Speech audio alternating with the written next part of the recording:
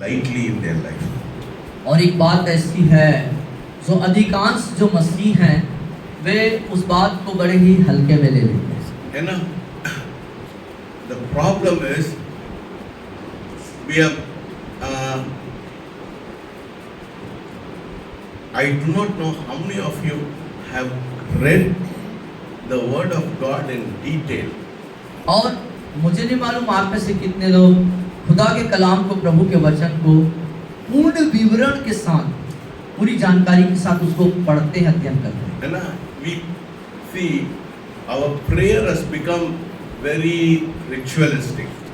और जो हमारा प्रार्थना करने का जो तरीका है, अंदाज है, वो एक रीति रिवाज जैसा हो गया. You know, we have heard about Jesus, we have heard about His miracles, we have heard about everything the Lord done. और हमने प्रभु यीशु मसीह के बारे में, उसके कार्यों के बारे में, उसके चमत्कार जो उसने अद्भुत कार्य किए, उन सब के बारे में हमने सुना है. And also probably you have thought, Lord, let me also be like that.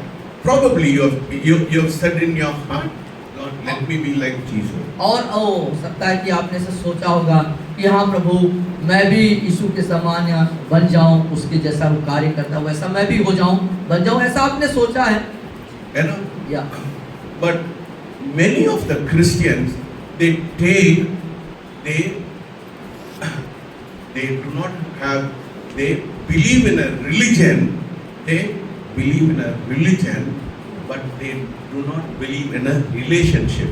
और लेकिन जो बात है वो ये कि जो मसीह लोग हैं वो धार्मिक धर्म पे विश्वास करते हैं, धर्म के कार्यों पर विश्वास करते हैं, लेकिन खुदा के साथ, परमेश्वर के साथ एक जो संबंध की बात होती है, रिश्ते की बात होती है, उस पर उनका कोई गहरा सोच नहीं है या उस पर ज्यादा विचार नहीं. No, for them Christianity is going on a Sunday to a place of worship, and after that they forget.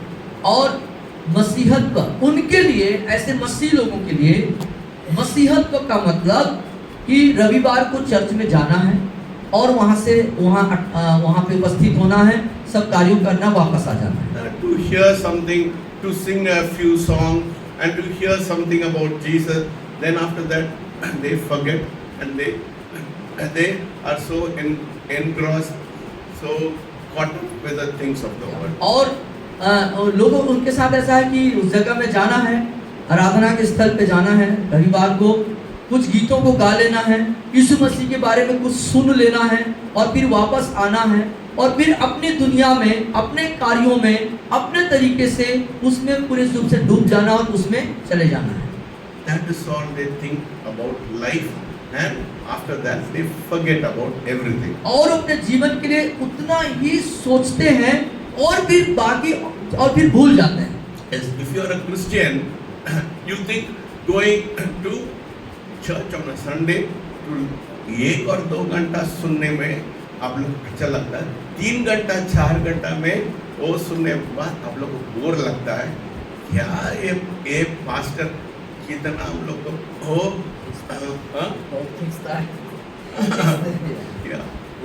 या और तो जो मसीह लोगों का सोच ऐसा हो गया है कि जो रविवार की जो आराधना, जो सर्विस, जो आराधना होती है वो एक समय सीमित में बंधा हो. 1-1.5 घंटा 2 घंटा बहुत है. यदि उससे ऊपर हो गया तो फिर वो एक आलोचना के शब्द आ जाते हैं, कहने हैं जो पासवान यदि प्रचार कर रहा है या बात थोड़ी लंबी हो गई तो फिर क्या हो जाता है, अरे ये तो बहुत खींचते हैं, इस तरह से बातचीत आ जाती है. They want, Sunday to be a time of, meeting people and having some kind of tamasha in the church, and after that they forget. और उनका ऐसा विचार है, ये रविवार ही है जिसमें हम चर्च में जाके लोगों से मुलाकात कर सकते हैं, लोगों से मिलना जुलना और कुछ ऐसे मनोरंजन और कुछ तमाशा करना और फिर वापस चले जाना, वही जाना. So if after 1 hour or 2 hours you get so bored because you have not come with an expectation or a hunger into the presence of God. और 1 या 2 घंटे के बाद आप अपने आप को बहुत ही बोर महसूस करते हैं, इसलिए क्योंकि आप परमेश्वर की उपस्थिति में भूख और प्यास के साथ उससे मुलाकात, उसकी उपस्थिति के प्रति भूख प्यास की उम्मीद के साथ नहीं आते। As you think, I am going on a Sunday to relax my mind. और कई बार ऐसा भी विचार होता है कि मैं अपने दिमाग की थकान को मिटाने के लिए मैं कलीसिया में आऊं। Oh, if the pastor says something deep, they don't like. और यदि प्रभु का दास कोई गहरी बातों को, वचन की गहरी बातों को समझाते बताते हैं, वो भी उनको पसंद नहीं आता। Everything should be light. ओ सब कुछ हल्के हल्के में But चलता है। definitely they want to go on a Sunday to the place of worship. और निश्चित रूप से रविवार की आराधना में वो जाना चाहते हैं। But God is not interested in your habit. लेकिन परमेश्वर ने उन चीजों से, आपने जो आदत बना ली है जाने का, उससे परमेश्वर को कोई रुचि नहीं है। God is not interested in your habit. God is interested in your heart. तो जो आप एक जाने का जो सिलसिला, जो जाने की जो आदत आपने बनाई है कलीसिया में, उससे परमेश्वर को कोई रुचि नहीं है, बल्कि परमेश्वर आप किस महत्वाकांक्षा से, अभिलाषा से, दिल से जाते हैं, वो बात पे रुचि रखता है। Majority of Christians confuse religion for relationship. और अधिकांश मसीह जो हैं धर्म की बातों और परमेश्वर के रिश्ते से संबंधित बातों पर भ्रमित हैं, भटके हुए हैं, समझ में नहीं आ रहा। Because of the confusion that they think religion is a set of rules and regulation and a little bit of ritual. That is about all, but they are not worried about the relationship. और भ्रमित और भटके हुए जीवन के कारण वो वहीं तक सीमित है कि एक रीति रिवाज को मानना है और ये सब चीज कर्म कांडों को करना है, कुछ रिवाजों को मानना है, न कि परमेश्वर के साथ अपने व्यक्तिगत रिश्ते को बेहतर बनाना है। Spend a few time on Sunday, then forget God about the whole week.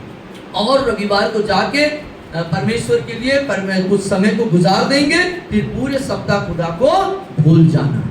Say, God is not interested in my habit. तो इस तरह की आदतों से बोलिए कि मेरे इस तरह के आदत से परमेश्वर को कोई दिलचस्पी नहीं है। God is interested in my heart. बल्कि परमेश्वर को बोलिए मेरे हृदय से दिलचस्पी। God is interested in your heart. God is not interested whether you are coming on a Sunday or you are coming on a Wednesday. God is not interested in your habit. God is interested in your heart. What is your heart? और रविवार या बुधवार को एक आदत के तहत ही बुलाए हैं, जाएंगे, ऐसे टाइप का आदतनीय होकर के आना, उससे खुदा को कोई रुचि नहीं है, बल्कि उसको रुचि है इस बात से कि आप अपने दिल से, मन से उसको कितना रिश्ते को बनाना चाहते हैं। Say behind us. हमारे पीछे दोहराएं। I will not confuse my religion for relationship. मैं बोलिए मैं अपने रिश्ते को लेकर के परमेश्वर के साथ मसीह धर्म की बातों को लेके भ्रमित नहीं होऊंगा। Don't confuse your religion for relationship. और कभी भी आप अपने धर्म की बातों को लेकर के परमेश्वर के साथ जो रिश्ता बनानी है उस पर भ्रमित या भटके ना। Because of that, उसके कारण से, because of your confusion, आपके भ्रमित हो जाने के कारण से your prayer is also taken lightly. इसलिए तो आपका जो प्रार्थना का जो स्तर है वो भी हल्का रहता है। So this morning I am going to talk about 5 levels of prayer. Listen very carefully. Because this is going to change your heart. और मैं ध्यान से सुनिए, आज का जो विषय मैं आपसे जो चर्चा करना चाहता हूँ 11 टाइप्स। 5 levels of prayer. 5 स्तर के प्रार्थना जीवन या 5 प्रकार के प्रार्थना के बारे में आपको बताऊंगा, जिससे आपके संपूर्ण जीवन में एक परिवर्तन आए। When you know this 5 levels of prayer, it will bring a revolution in your life and it will change your thinking this morning. और इस 5 स्तर की प्रार्थना को जब आप जानेंगे तो ये चीज, ये जो शिक्षा है आपके जीवन में एक उथल पुथल क्रांति वीरता को लेके आएगा और एक जागृति को लेके आएगा।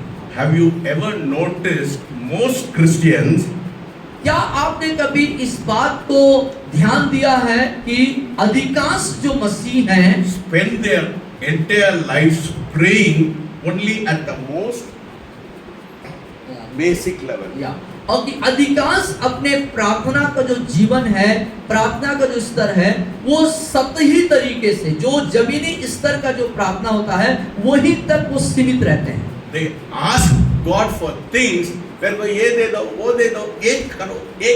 They ask God for things, वो परमेश्वर से बहुत प्रकार का मांग करते हैं, मुझे ये दे दीजिए, ये दे दीजिए, सब चीजों को मांगते हैं, but they never discover the depth. लेकिन वो कभी भी उस गहराई को कभी भी ढूंढते नहीं हैं, गहराई को नहीं पाते हैं। The beauty and the transformation power that lies beyond that. कि उसके बाद भी जो जीवन का एक खूबसूरती या गहराई जो है उसको नहीं देखते। Yes. In fact, majority of Christians, और आप देखेंगे कि अधिकांश जो मसीह हैं, I've seen और majority of Christians, और मसीहों की एक बहुत बड़ी तादाद जो बड़ा भीड़ है, they never go beyond the second level. उस दूसरे स्तर की जो प्रार्थना है वहां नहीं जाते हैं। If God is talking to you today, I want you to change your mindset. If you are a person who has gone from the first level to the second level, I want you to change your mindset and tell God, Lord, I want to reach the fifth level. Yeah. If your mind is set on only on the first or the second level, you should ask God, Lord, let me move from the second level to the और fifth यदि level. आप पहले और दूसरे स्तर के प्रार्थना स्तर पर जा चुके हैं तो परमेश्वर से आप मांगे आज कि प्रभु मुझे उस पांचवें स्तर की जो प्रार्थना है वहां मुझको लेके जाइए। Many pray when there is need something in their life. और कुछ लोग कब प्रार्थना करते हैं जब उनके जीवन में किसी चीज की आवश्यकता होती है। And they ask God but never want to thank God for what He has done. They don't remember to thank God for what He has done. और वो प्रभु से प्रार्थना करके मांगते हैं, लेकिन परमेश्वर को जो कुछ मांगा गया या दिया गया उनको मिल चुका उसके प्रति धन्यवाद हृदय वो प्रस्तुत नहीं करते, धन्यवाद नहीं देते हैं। But very few people reach the deeper level of communion with God. और बहुत कुछ ही कम ही लोग हैं गहरे स्तर पर परमेश्वर के साथ जाते हैं। Yet the history of the church तो भी जो कलीसिया की जो इतिहास है shows us हमें दिखाता है that there are levels of prayer in our life हमारे जीवन में प्रार्थनाओं का अलग अलग स्तर है that not only change our life जो हमारे जीवन को परिवर्तन ही करता, इतना ही नहीं of the one who prays, बल्कि एक जो व्यक्ति प्रार्थना करता है also it changes your family, your city, आपके परिवार को और आपके शहर को भी बदल देता है, परिवर्तित करता and है the entire nation. और संपूर्ण राष्ट्र को, देश को भी बदल देता है। Yes, prayer has got so much of power. I'm और telling you. प्रार्थना में इतनी सामर्थ होती, सामर्थ है। You know, if you go, we have put the boards on the wall. You will see people like Charles Finney and John Knox. When they prayed, they changed the whole nation. और आप देखेंगे दीवार में दो poster पीछे टंगे हुए हैं जहां पर परमेश्वर के महान अद्भुत दासों का के बारे में नाम लिखा है कि जॉन फिनी और जॉन नॉक्स जो हैं ये और ये चार्ल्स फिनी या चार्ल्स फिनी और जॉन नॉक्स ऐसे प्रभु के महान प्रार्थना योद्धा हुए जिन्होंने प्रार्थना से एक राष्ट्र में परिवर्तन आया। Today we want to walk in the 5 levels of prayer. तो आज हम प्रार्थना के जो 5 स्तर हैं उस पर हम चलेंगे। We have to see from the word of God what are the 5 levels of prayer. और ये 5 प्रार्थना के जो स्तर हैं वो क्या हैं उसको हम खुदा के कलाम से, परमेश्वर के वचन से आज देखने जा रहे हैं। Lived out by whom God used in an extraordinary way. और जिनके द्वारा से बहुत अद्भुत तरीके से वो अगुवाई किए गए। This must be the most important thing you must learn in your life. और ये वो महत्वपूर्ण विषय है जिसे आपको अपने जीवन में सीखना जरूरी है। When you go through this 5 levels of prayer, और जब इस 5 प्रकार के प्रार्थना स्तर से होकर के आप जाएंगे, तब by the time we go through this 5 different levels of prayer, और ये विभिन्न प्रकार के जो 5 स्तर के प्रार्थना स्तर है, उस दौर से आप उस अंदर से जब जाएंगे, तो you won't see prayer in the same way you're looking right now. और जिस तरीके से आप देख रहे हैं, उसी प्रार्थना के लेवल स्तर को आप देख पाएंगे। Before we go further, और इससे पहले कि हम आगे बढ़ें, say, Lord, take me to a deeper level. तो बोलिए आप सब लोग। अपने अंदर या आप मुंह खोल करके प्रभु से कहें कि प्रभु मुझे इस गहराई में ले चल। बोलिए, प्रभु मुझे गहराई में ले चल। The first step in a life of prayer प्रार्थना जीवन का जो पहला स्तर है, is simple, वो साधारण है, but it is also essential. लेकिन ये भी एक प्रमुख है। The first level is the prayer of petition. और प्रार्थना का जो पहला स्तर है, वो अनुनय विनय विनती करना है। The first level, say the first level बोलिए, प्रार्थना का पहला स्तर, बोलिए, is the level of petition. वो है अनुनय विनय करने का, विनती करने का स्तर है। That is the starting point of prayer in our life. और ये प्रार्थना करने का एकदम शुरुआती तरीका, शुरुआत है। Even Jesus himself taught us about the prayer of petition. और यहाँ तक कि प्रभु यीशु मसीह ने भी उस अनुनय विनय विनती करने की प्रार्थना स्तर पे शिक्षा दिया। The first level of prayer is mentioned in Matthew 7:7. और मत्ती 7:7 में ये बात को लिखा गया है। पहले लेवल की प्रार्थना को हम देखेंगे, मत्ती 7:7। और यहाँ लिखते हैं, मांगो तो तुम्हें दिया जाएगा, ढूंढो तो तुम पाओगे, खटखटाओगे तो तुम्हारे लिए खोला जाएगा। This is the foundation of the initial relationship और एक with God. या परमेश्वर के साथ रिश्ता कायम करने का एक शुरुआत है।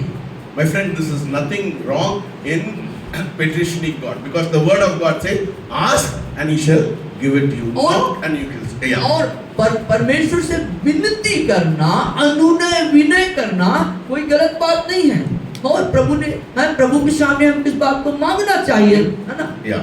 In the first level, और पहले स्तर में we are recognizing he is a father.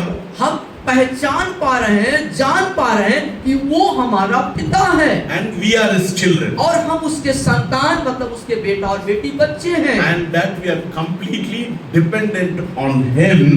और ये दिखाता है कि हम पूरे तौर से पिता के ऊपर निर्भर हैं। So our prayer should begin in this way. और इस हमारा जो प्रार्थना है, इसी तरीके से शुरू होना चाहिए। It is natural for prayer to start as a cry. और स्वाभाविक है कि हम प्रार्थना को कहीं रोते हुए, रोते भी शुरू करते हैं For help to God. परमेश्वर से मदद पाने के लिए, Especially when we are in trouble in our life. और विशेष करके जब अपने जीवन के तकलीफ और पीड़ाओं से हमें रहते हैं, When we are gripped with fear, जब हम भय या डर के जकड़न में रहते हैं, we are dependent on the Heavenly Father और for all our needs. और हमारी सारी जरूरतों के लिए हम स्वर्गीय पिता पर पूर्ण रूप से निर्भर होते हैं। We know that we cannot solve all our needs. और हम जानते हैं कि हम अपनी समस्याओं का समाधान स्वयं नहीं कर सकते। That is why we run to God. इसीलिए हम पिता के तरफ, परमेश्वर के तरफ दौड़ के जाते हैं। That is not wrong. That is not गलत wrong. नहीं है। It is a fact. और जो तथ्य है, It is a part of learning to trust God in our life. और परमेश्वर पर भरोसा करना सीखने का एक भाग है, And एक हिस्सा है। He is a father whom we can go. और इससे हम ये जान जाते हैं कि वो हमारा पिता है जिसके पास हम जाते हैं, जाएंगे। problem is with people is they do not go further than that. लेकिन लोगों के पास साथ जो समस्या है वो ये है कि ये जो स्तर जो पहला बताया गया यहाँ से ऊपर नहीं जाते हैं, यहीं तक सीमित रहते हैं. Yes, because they only go to God with a wish list. मेरे को परमेश्वर ये चाहिए, वो चाहिए, मेरा दुकान चाहिए, मेरे को मकान चाहिए, सब कुछ चाहिए. और हम जो पहले स्तर की इस प्रार्थना में जो भी है जीवन की समस्याएं एक बड़े सूची को लेकर के पिता के पास जाते हैं और विनय विनती करते हैं कि प्रभु मेरे को ये चाहिए, ये चाहिए, ये चाहिए. So prayer becomes just a wish list in our life. तो जो प्रार्थना है जो है एक हल्का प्रार्थना कहना चाहिए, उस टाइप का हो जाता है. As if your heavenly Father और जैसे वो हमारा स्वर्गीय पिता है will attend and be available वो उपलब्ध होते हैं और हमारे तरफ ध्यान भी लगाते हैं only to meet your personal needs. आपके व्यक्ति की जरूरतों को देने के लिए. Under this condition of prayer, और इस प्रार्थना के शर्त के अनुसार becomes shallow और वो बिल्कुल उथला दिखता है, without depth. बिना गहराई के उथला है. That is the first level of prayer. ये प्रार्थना का पहला स्तर है प्रियो. Limited to the immediacy of our desires. और अपनी इच्छाओं अभिलाषाओं को सीमित रखते हुए, ध्यान से सुनिए, बहुत गहरी बात है. See, so this level is very shallow. और ये जो स्तर है ना वो बिल्कुल उथला है. Because most of the Christians are stuck up in this level. क्योंकि अधिकांश जो मसीह है वो वहीं तक सीमित है, वहीं तक है. But the scripture warns us लेकिन परमेश्वर का वचन हमें चेतावनी देता है about this in our life. इसके बारे में, हमारे जीवन के इसके बारे में. In James याकूब की पत्री में chapter 4 चौथे verses अध्याय 3. में उसके तीसरे पद में 4:3 याकूब के 4:3 में सब लोग पढ़िए सब लोग। याकूब 4:3 मैं पढ़ता हूँ. हाँ, पढ़िए। तुम मांगते हो और पाते नहीं, इसलिए कि बुरी इच्छा से मांगते हो ताकि अपने भोग विलास में उड़ा दो. Yes. Here James warns us about asking. We ask, and you do not receive because you ask amiss. Yeah. हाँ, और यहाँ पर मांगने पर याकूब हमको सिखा रहा है, चेतावनी दे रहे हैं, तुम मांगते तो हो पर पाते नहीं, इसलिए कि बुरी इच्छा से मांगते हो ताकि अपने भोग विलास में उड़ा दो. This shows that not every requirement, need of your life is answered. और ये वचन इस बात को दिखाता है कि आपके जीवन की सारी आवश्यकताएं जो आपने मांगी हैं वो पूरी नहीं की जाएंगी. The heart and the motive matters to God. और हृदय और लक्ष्य परमेश्वर के सामने मायने रखता है. No, this is a selfish kind of prayer. ये एक स्वार्थ वाले प्रार्थना के अंदर आता है. Many people pray only thinking of themselves. और बहुत सारे लोग अपने बारे में सोचते हुए, सिर्फ अपने लिए ही सोचते हुए मांगते हैं. Because of that, their prayer becomes empty and fruitless. और इसलिए उनकी जो प्रार्थना है वो खाली जाती है, फलहीन, फल रहित हो जाती है. And not aligned with the will of God. और वो परमेश्वर की इच्छा के साथ उसका कोई मेल मिलाप नहीं हो पाता. Do you understand? आप समझ रहे? आप इधर ध्यान दीजिए, चाय लीजिए लेकिन इधर ध्यान दीजिए, बहुत गंभीर विषय है ना? आप मिस कर देंगे तो बहुत बड़ा धन आप लॉस कर जाएंगे. You can ask, but Bible also warns us. We ask because our asking is full of selfish desires. That is why we are not able to get answers to our prayer. और हम मांगते हैं प्रभु से, मांगते हैं लेकिन कैसे मांगते हैं?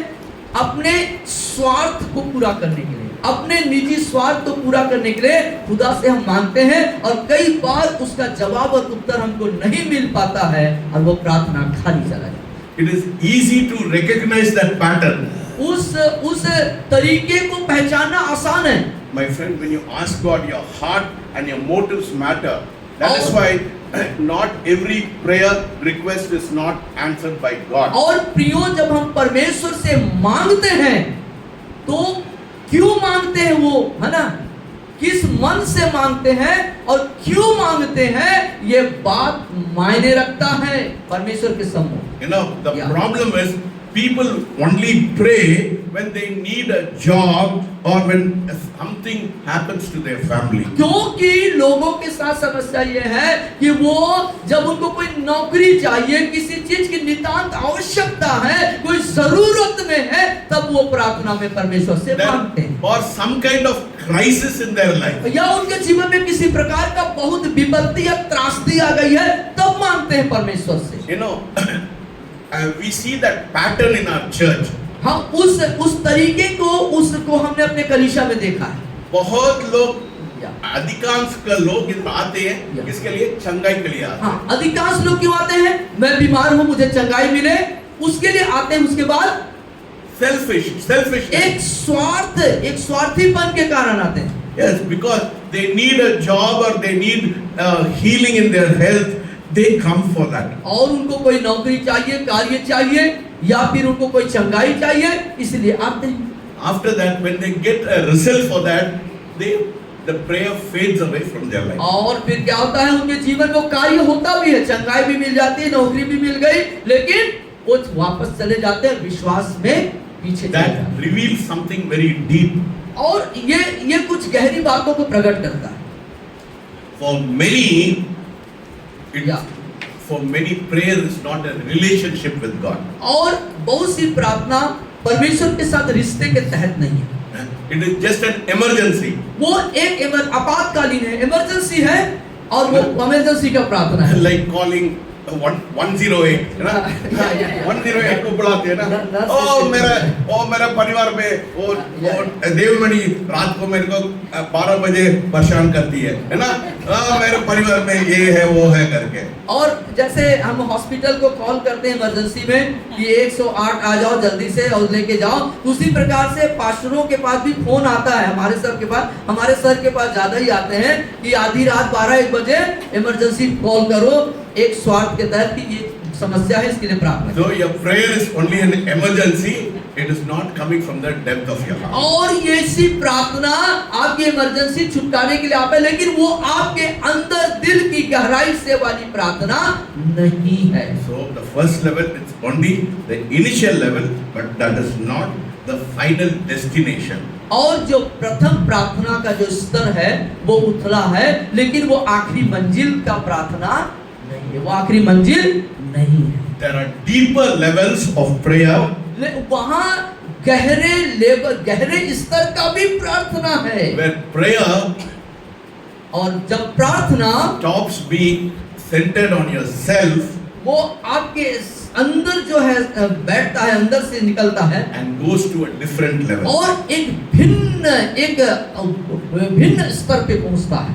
If you want to understand यदि आप समझना चाहते हैं तो the more deeply and go beyond the surface level, यदि आप गहराई में जाना चाहते हैं और इस सतह से उठ करके ऊपर वाले स्तर में जाना चाहते हैं तो you go from that initial level to the second level. आपको उथले सतही प्रार्थना से उठ करके दूसरे स्तर के प्रार्थना पर जाना होगा। The second level of prayer is the prayer of intercession.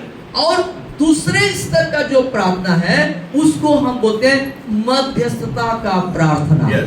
लिख लीजिए। Yes. The second level of prayer is called the prayer of intercession. और दूसरे स्तर का जो प्रार्थना है उसको हम शीर्षक देते हैं वो मध्यस्थता का प्रार्थना, बिचवई का प्रार्थना। You carry the burden of others. आप क्या करते हैं उस प्रार्थना में? दूसरे के बोझ, दूसरे के दुख को आप उठा लेते हैं। If the first level prayer is centered on self, यदि आपके पहले स्तर का प्रार्थना यहाँ पर स्थिर हो गया तो about our own desires and our own need, हमारे स्वयं की अभिलाषाएं और जरूरतें, the second level breaks the barrier. दूसरे स्तर का प्रार्थना जो बैरियर मतलब जो रुकावटें हैं उसको तोड़ता है। It breaks the barrier from praying for self and it turns to others. हाँ, अपने स्वार्थ की प्रार्थना की बेड़ियों को तोड़ करके दूसरे के बोझ को उठा के प्रार्थना करने वाला लेवल है। Hallelujah. Do you understand? Hallelujah, समझ रहे हैं आप? The first is a selfish, self-centered prayer. Yeah. Second, prayer is focused on others. और पहले स्तर का जो प्रार्थना है वो स्वयं के स्वार्थ को पूरा करने वाला स्वार्थी वाला प्रार्थना है, लेकिन दूसरे स्तर का जो प्रार्थना है अपने लिए नहीं, दूसरे के बोझ को अपने ऊपर उठा करके प्रार्थना करना। This is called intercession. इसी को हम कहते हैं मध्यस्थता या बीच सेवई करने का In प्रार्थना। Ezekiel 22:30 पढ़िए। और याजकेल की पुस्तक निकालेंगे। It records something very striking. या Yeah. याजकेल 23 Ezekiel 22:30 पढ़िए। किसी को या मिलता है हाँ। जल्दी पढ़िए। मैंने उनमें ऐसा मनुष्य ढूंढना चाहा जो बाड़े को सुधारे और देश के निमित्त नाके में मेरे सामने ऐसा खड़ा हो कि मुझे उसका नाश न करना पड़े, परंतु ऐसा कोई न मिला। Hallelujah. See, it says, God says, God says, I looked for someone among who would stand, who would build up the wall and stand in the gap. और परमेश्वर कहते हैं यहाँ पर, मैंने ऐसा मनुष्य ढूंढा जो बाड़े को सुधारे और खड़ा हो जाए, देश के नाके के सामने खड़ा हो जाए। So I would have to not to destroy, and I found no one. और जिससे कि मैं उस देश को, वहां के लोगों को नाश न करूं और वो बचा लिए जाएं, लेकिन मैंने ऐसा नहीं पाया। So God is looking for you. God is looking for people who will stand in the gap. That is called the intercession. और परमेश्वर आप लोगों को ढूंढ रहा है कि लोगों के लिए आप जो है एक मध्यस्थता का प्रार्थना करने वाले बन करके खड़े हो जाएं। He was looking for an intercessor, और मध्यस्थता करने वालों को परमेश्वर ढूंढ रहा है। someone willing to stand between कोई व्यक्ति अपने मन से लोगों के लिए खड़े हो जाए, बीच में खड़ा हो जाए, destruction and the people. और लोग और नाश, You know? लोग जो है और बर्बादी है उसके बीच में खड़े हो जाए। Yes. No. God was going to destroy, and God says, "I'm looking for a person who will stop the destruction." और परमेश्वर नाश करना चाहता है, नाश करने जा रहा है, लेकिन परमेश्वर ऐसे व्यक्ति को ढूंढ रहा है कि जिनको नाश करने वाला है उनके बीच में खड़ा हो जाए और उसके कारण से वो नाश न करे। Someone who would cry and say, "Lord, don't destroy." और परमेश्वर ऐसे व्यक्ति को ढूंढ रहा है जो कहे कि परमेश्वर पिता, आप इन लोगों को नाश मत करिए, मैं क्षमा चाहता हूं, मैं उनके तरफ से खड़ा हूं। Use me and spare them. और मुझे इस्तेमाल करिए, उन्हें छोड़ दीजिए प्रभु। And God says, "I found no one." लेकिन प्रभु कहते हैं, परमेश्वर का कहना है, उनका फरमान है, मैंने एक भी जन को ऐसा नहीं पाया। So let us look into 1 Timothy. आइए इसलिए हम पहले तिमोथी की पत्री में आ जाएंगे। 2nd chapter verses उसका 1. दूसरा अध्याय, 2 तिमोथी उसका दूसरा अध्याय के Verses 1. और पहले पद में देखेंगे। या इसलिए है मेरे पुत्र, तू उस अनुग्रह से जो मसीह यीशु में है बलवंत हो जा। Yes. Paul instructs the church to make supplication and intercession for people. और पौलुस जो है कलीसिया को प्रोत्साहित कर रहा है, उनको बता रहा है कि प्रार्थना और निवेदन करने के लिए वो खड़े हों। You know, Paul is exhorting.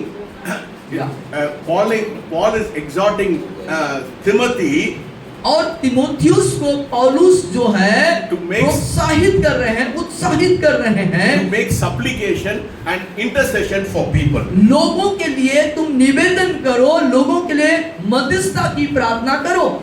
That is what is called, and that is what intercession means. और यही है मध्यस्थता का मतलब। To lift your voice before God, परमेश्वर के सामने अपनी आवाज को उठाना, to lift your voice before God on behalf of other people. दूसरे लोगों के बदले में, दूसरे लोगों के तरफ से अपनी आवाज को खुदा के तरफ लगाना, उठाना। To carry in prayer प्रार्थना में इस बात को शामिल करते हुए, लेते हुए, what someone else cannot do alone. और कि दूसरा अकेले जो उसको नहीं कर सकते।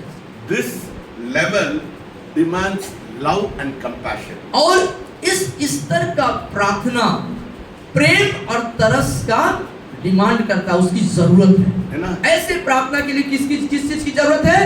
प्रेम और तरस जब होगा तब इस लेवल का प्रार्थना। See, who's our greatest teacher? हमारा सबसे बड़ा शिक्षक कौन है? बड़ा शिक्षक कौन है हमारा? Jesus is our teacher. We have to learn from him. और हमारा सबसे बड़ा जो शिक्षक है वो कौन है? प्रभु यीशु मसीह। Now, we have to learn his habit. और उसकी आदतों से यीशु मसीह से हमको क्या करना चाहिए? सीखना चाहिए। That is why when you read the word, just don't flip it, but know that Jesus' habit was he prayed in the morning, he prayed in the night, he went the whole night and he prayed. So we have to inherit that habit in our life. और कई बार हम जो पढ़ते हैं और उसको ऐसे सरलता से ले लेते हैं, लेकिन यीशु से सीखने की बात है कि वो भोर में प्रार्थना करते थे, पूरी रात प्रार्थना करते थे, और उनकी जो प्रार्थना करने की जो आदतें थी उनको अपने जीवन में हमें लागू करके सीखना चाहिए, है ना? In the second level, when we pray for people, we should have compassion. और दूसरे स्तर का जो प्रार्थना है, उस प्रार्थना में इस बात को हमको जानना है, हम प्रार्थना कैसे करें? तरस के साथ प्रार्थना करें। You look at Jesus. He always said, if you read Matthew, Mark, and John, it will say Jesus had compassion and he healed people. और आप देखेंगे जब मत्ती, मरकुस, लूका, यूहन्ना के पूरे सुसमाचारों को पढ़ेंगे तो यीशु के बारे में क्या दिखता है वहां पर? कि यीशु भीड़ को देख करके तरस खाया, और तरस के कारण क्या कर देता था? उनको चंगा कर देता था। Hallelujah. Hallelujah. See, when Lazarus was in the tomb, the Bible says Jesus wept. और आप देख सकते हैं कि जब लाजर जो है कब्र के अंदर था, यीशु के बारे में क्या लिखा है? कि यीशु रोए, उसने रोया। So your prayer should have compassion and love, and you should cry for people. और आपकी प्रार्थना कैसी होनी चाहिए? आपकी प्रार्थना जब आप दूसरों के लिए करते तो उसमें प्रेम होना चाहिए, है ना? तरस होना चाहिए, एक विलाप, एक रोना होना चाहिए प्रार्थना। Prayer of intercession, हम लोग क्या करते हैं? ओ परमेश्वर, शीतल को मैं प्रार्थना करते हैं, मैं नीतू का प्रार्थना करते हैं, इसको प्रार्थना करते हैं, उसको प्रार्थना करते हैं। उसमें वो कंपैशन नहीं है ना? हम इस तरीके से जो प्रार्थना करते हैं, उस प्रार्थना करने का जो अंदाज है, जो तरीका है, उसमें कहीं पर तरस, प्रेम या जो रोना है उसका प्रकटीकरण नहीं है, दिख नहीं रहा है। This level demands love and compassion. और इस प्रार्थना के स्तर को प्रेम और तरस जरूरी है। It is not just quickly mentioning names. और एकदम से उस नाम को उसमें सम्मिलित करना ही नहीं है। No, not saying वो परमेश्वर, वो रोशनी को आप ठीक कर, ऐसा नहीं है। वो उसको दर्द को महसूस करना। या उस प्रार्थना में सिर्फ उसके नाम को लेते हुए प्रार्थना सिर्फ ऐसे साधारण तरीके से कर देना ही नहीं, बल्कि जिस दर्द और पीड़ा से वो गुजर रहे हैं उसको अपने अंदर महसूस करते हुए प्रेम और तरस से भर के दुआ करना। Not just mentioning names. सिर्फ नाम लेने से काम नहीं चलेगा, कुछ नहीं होता, कुछ नहीं होगा। If you do not feel the pain of the person, if you do not feel what kind of suffering is going through, then you cannot pray with real compassion and love. और जब तक कि उस व्यक्ति के दर्द, उसके पीड़ा को आप सही में अपने अंदर महसूस नहीं करेंगे, तब तक आप जो है प्रेम और तरस के साथ प्रार्थना नहीं करेंगे। I do not know whether we have put on the board. There was a great man of God called Rees Howells. और रीस हावल्स करके एक प्रभु के महान दास थे, उसमें नाम, उसमें पता नहीं, नाम नहीं, उसमें उस लिस्ट में, सूची में नाम है, मुझे नहीं मालूम, लेकिन है। हाँ, रीस हावल्स। ओके, हाँ। वो रीस हावल्स करके एक प्रभु के दास थे, ध्यान से सुनिए। His name was called Rees Howells the Intercessor. और उसका नाम जो है रीस हावेल्स, मतलब मध्यस्थता करने वाला, है ना? मध्यस्थता बिचोई करने वाला। How he used to pray for people? और मालूम वो कैसे प्रार्थना करते थे लोगों के लिए? God used to put that disease on him. और परमेश्वर उसके अंदर उन बीमारियों को डालते थे, है ना? If somebody had TB, Reese Howells would feel the TB in his अच्छा, in his तो heart. या कोई व्यक्ति को जैसे टीबी का रोग है, बीमारी है, तो रीस हावेल्स जो प्रभु के दास हैं, वो अपने अंदर उस टीबी के बीमारी को महसूस करते God put it हैं। on. परमेश्वर उसके अंदर उस बीमारी को डाल देता है, है ना? Because only when you have that disease in your heart, when you have cancer in you, you will pray with such groaning, oh Lord, touch that person. क्योंकि जब आप किसी कैंसर पीड़ित या टीबी पीड़ित व्यक्ति के लिए प्रार्थना करते हो और वो बीमारी आपके अंदर है, तो आपका प्रार्थना करने का नजरिया तरीका ही बदल जाएगा और आप एक तड़प के साथ, एक रुदन के साथ, एक विलाप के साथ, एक रोते हुए की स्थिति में आप प्रार्थना करें। It is kneeling down and wrestling with God for that brother. और इसका मतलब है घुटने पे आ जाना और उस व्यक्ति के लिए परमेश्वर के साथ युद्ध करना, उसके छुटकारे और चंगाई For that family, for the city, और उस परिवार के लिए, उस शहर के लिए, until the answer comes. जब तक कि खुदा से उस प्रार्थना का जवाब न आ जाए। Yes. The Christian history is filled with examples of that kind of prayer. और इस तरह के प्रार्थना करने वालों या प्रार्थनाओं से मसीही इतिहास भरा हुआ है। है ना? One person was John Knox. उसमें बोर्ड में लिखा है। उस बोर्ड में आप देखेंगे जॉन नॉक्स करके प्रभु के अभिषिक्त दास का भी जिक्र है। How he prayed for the city. उसने शहर के लिए कैसे प्रार्थना किया? Give me Scotland or I die. परमेश्वर मुझे स्कॉटलैंड देश को दे दे, नहीं तो मैं मर जाऊंगा।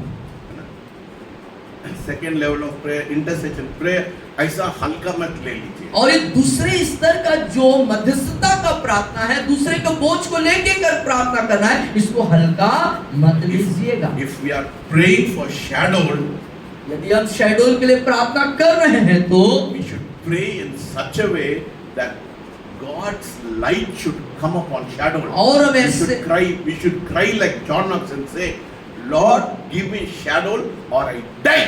और ऐसी प्रार्थना करें कि परमेश्वर की ज्योति शेड्यूल पर है। जॉन नॉक्स से समान कहे कि परमेश्वर इस शेड्यूल को मुझको तू दे, नहीं तो मुझे उठा ले, मैं मर जाऊं।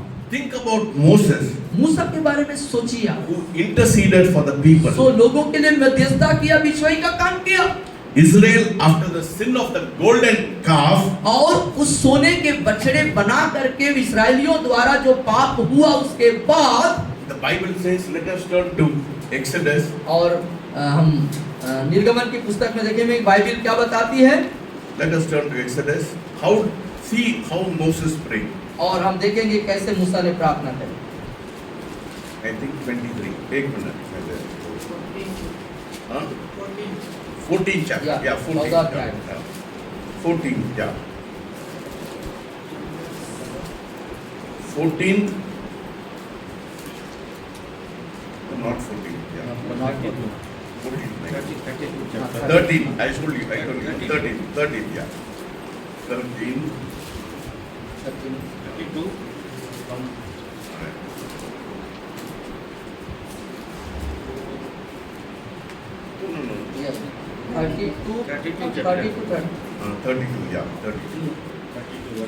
32, 32 32. Yeah. 32. 32. Yeah. बढ़िया। या तो भी अब तू उनका पाप क्षमा कर, नहीं तो अपनी लिखी हुई पुस्तक में से मेरे नाम को काट दे। See, that is intercession. यह है मध्यस्थता का प्रार्थना। उन लोग को क्षमा मन नहीं करेंगे, फिर मेरे को lift me from the book of life. और मूसा जो है परमेश्वर से कहते हैं कि परमेश्वर उन लोगों को, इस्राएली लोगों ने जो पाप किया उनके पाप को तू क्षमा कर दे। यदि तू क्षमा नहीं करेगा तो जीवन के किताब जो पुस्तक में मेरा नाम लिखा है वहां से उसको काट दे। See how intercession is serious business, my तो friend. आप देख सकते हैं मेरे प्रियो कि लोगों के लिए मध्यस्थता करना कितनी गंभीर मुद्दा है, गंभीर बात है।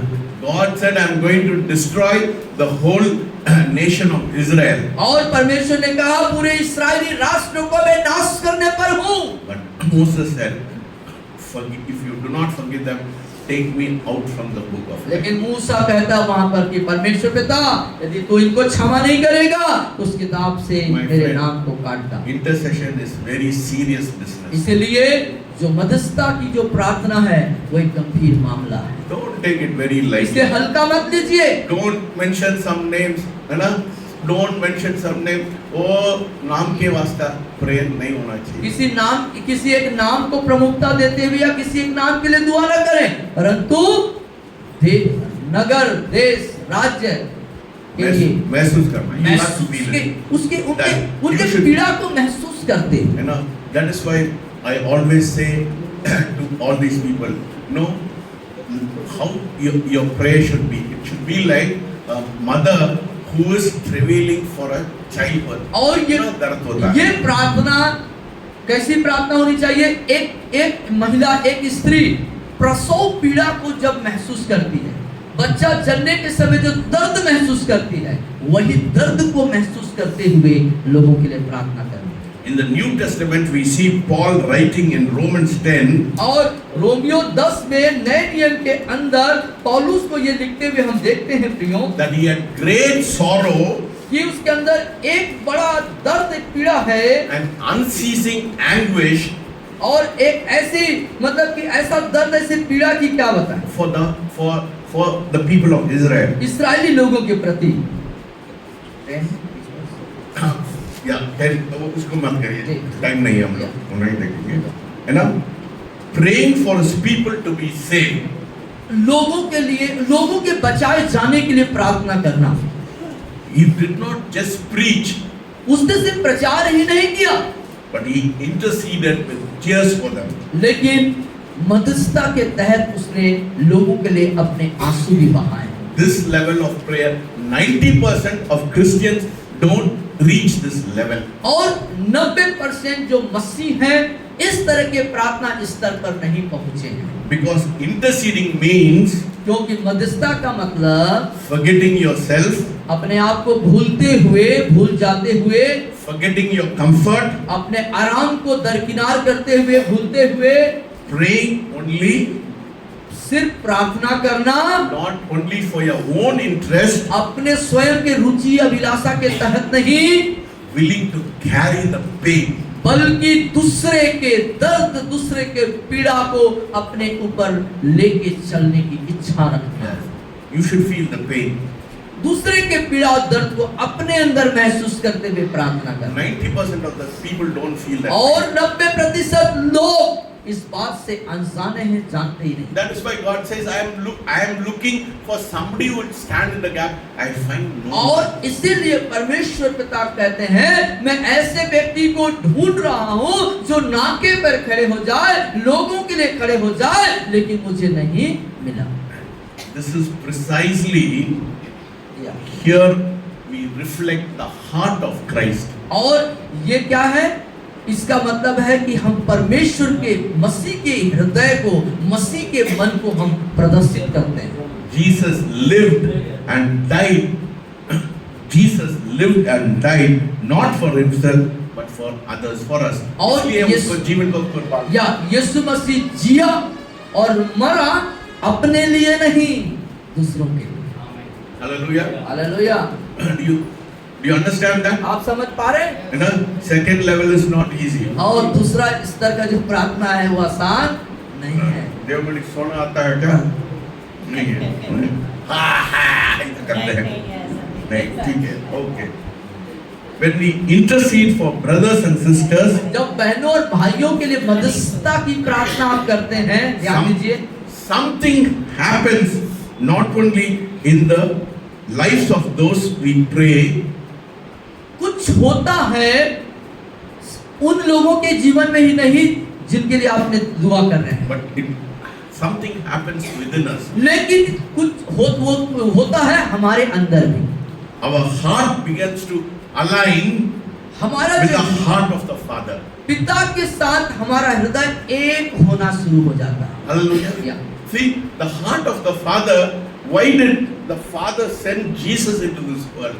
Because he wanted humanity to be redeemed from the grip of sin. और परमेश्वर पिता ने क्यों अपने पुत्र को इस जगत में भेज दिया? इसलिए कि लोग उसके पुत्र के जरिए छुटकारे को प्राप्त करें। So, when we pray for others, our heart aligns with God. और इसीलिए जब हम इस मध्यस्थता की प्रार्थना को पीड़ा के साथ करते हैं तो हमारा दिल और पिता का दिल एक हो जाता It है। is that sacred place ये वो खास जगह गुप्त स्थान हो जाता है that the movement of God begins a big movement in our life. और परमेश्वर का जो हलचल है या परमेश्वर का जो आंदोलन है वो बड़े आंदोलन या बड़े हलचल में बदल जाता है।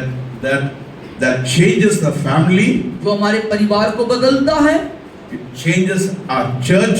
हमारे कलीसिया को बदलता है And it changes the entire nation. और फिर वो संपूर्ण राष्ट्र को, देश को बदल देता है। You know, Charles Finney, और चार्ल्स फिनी करके प्रभु के दास हैं, you can see on the board. आप उस बोर्ड में देख सकते हैं उन्होंने इनके कारनामे के बारे में। He used to go early at 4 o'clock in the morning. और 4 बजे सुबह भोर में वो जाया करते थे। He used to go 4 o'clock and he used to cry out.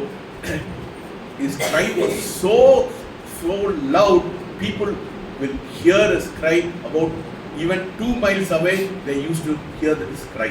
और उसकी जो चिल्लाहट थी, दुआ के अंदर, प्रार्थना के अंदर उसकी चिल्लाहट कैसे थी कि 2 मील से लोग उसकी आवाज को सुन सकते थे। See, such should be your prayer. Such should be your prayer. हाँ, आपकी प्रार्थना वैसा ही होना चाहिए। ऐसा ही प्रार्थना। हमारी प्रार्थना ऐसे ही होनी चाहिए। Hallelujah. Yes, sir. Hallelujah. It means you have to give your time.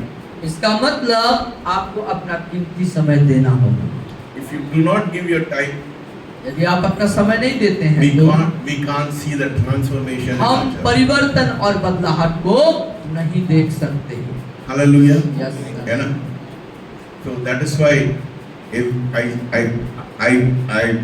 I pray for a very long time. I get early in the morning, I pray, but I feel I'm asking God, कम से कम 18 घंटा में प्रार्थना में होना चाहिए। और इसीलिए मैं इस पीड़ा को महसूस करता हूँ, सुबह उठता हूँ, प्रार्थना करता हूँ, प्रभु से मैं मांग रहा हूँ कि प्रभु मुझे ऐसी शक्ति दे कि मैं 18 घंटा प्रार्थना कर सकूं। हम लोग शेड्यूल को बचाना चाहते हैं, शेड्यूल को बचाना चाहते हैं, फिर उसके लिए परिश्रम करना पड़ता है। उसके लिए क्या करना पड़ेगा? परिश्रम, मेहनत, कठिन परिश्रम, मेहनत करना पड़ेगा। मेरे को सिर बहुत दर्द देता है, मेरा मेरे सिर को आँख बहुत जलता है, but without suffering we cannot see change. और सिर दर्द देता है, आँख भी जलते हैं सर के, तो भी उस दुआ में लगे हैं। ये तो सब होगा, लेकिन उस सब के बाद भी हमको करना होगा। Why? क्यों? I am so hungry to see shadow being changed. मैं इस बात का भूखा हूँ कि शेड्यूल बदल जाए, परिवर्तन। I am looking at the life of people like John Knox and William Carey and Charles Finney. और चार्ल्स फिनी, विलियम कैरी और जॉन नॉक्स के अंदाज में, उनके नजरिए में, उनके तरीके से लोगों की जिंदगी को मैं देख रहा हूँ।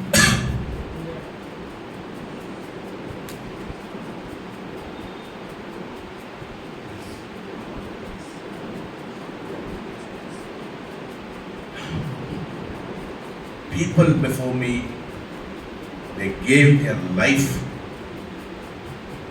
for cities to be changed. क्योंकि मुझसे पहले जो लोग थे, उन्होंने शहरों और राष्ट्रों को परिवर्तित या बच जाने के लिए अपनी जिंदगी की कुर्बानी दी। है ना? William Carey, when he came to Calcutta, his wife became crazy, पागल हो गया, और 3 बच्चे मर गया। और विलियम कैरी सब भारत में सेवकाई के लिए आए, तो उसकी जो पत्नी थी वो पागल हो गई, मर गई। उसके 3 संतान थे, वो भी, उनकी भी मृत्यु हो गई। still he did not go back. लेकिन वो इस स्थिति में भी अपने देश वापस नहीं गया। Said, I am going to see a change in this place. इसलिए ये बोलते हुए कि प्रभु मैं इस देश में एक परिवर्तन को देखूं। हमारा देश के लिए एक अंग्रेजी व्यक्ति आके क्या करता है, उसको जीवन को दिया। एक अंग्रेज व्यक्ति अपनी सारे आराम को छोड़ के हमारे देश के लिए अपने जीवन की कुर्बानी देता है। And John Hyde, no, he came to Punjab. वो पंजाब आए, He came to Punjab. वो पंजाब आए थे। You know, his name was changed from John Hyde to Praying Hyde. और उसका नाम जो जॉन हाइट था उसके नाम को बदल के प्रेयर हाइट रख दिया गया। है ना, इतना प्रार्थना किया वो, दिल टूट गया। उसका दिल टूट गया, उसके हृदय रोगी बन गया वो। समझ रहे हैं बात? आप समझ रहे हैं बात को, गंभीरता, इस परिस्थिति की नजाकत को समझने की कोशिश कीजिए। इधर आने के लिए लोगों के लिए टाइम नहीं रहता है। हाँ, यहाँ प्रार्थना होती है, उसके लिए समय नहीं लोगों को, है ना? But there are people who are willing to give their life so that to see a transformation. लेकिन लोग हैं ऐसे भी जो दिलचस्पी रखते हैं, इच्छा रखते हैं, दिली तमन्ना रखते हैं प्रभु के लिए अपना जीवन सर्वत्र दे देते हैं।